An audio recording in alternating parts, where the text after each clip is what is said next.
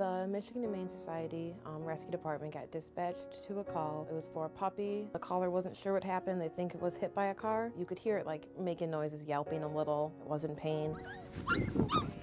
Had the vets look at him. They weren't really sure what happened at first to Forrest, but once they got him x-rayed, they noticed there was a BB in his back, so he was obviously shot.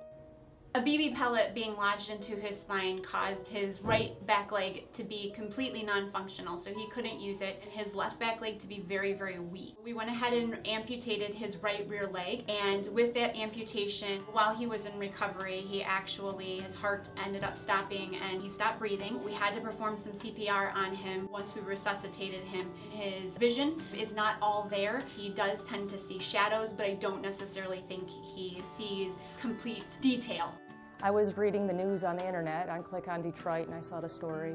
I was very upset when I found that he didn't have use of his legs and somebody would do that to a little 6-week-old helpless puppy, and I was devastated. If I didn't get him, I would have been worrying about him for the rest of my life. So I called the adoption center and they said, oh, well, you have to fill out an application. So I filled it out, faxed it in. When we were arranging our adoption time, she said, have you heard about Pets for Patriots? And I said, well, no. And I called this morning and I talked to Beth, and she just was very excited and she processed my application right away. Excellent program.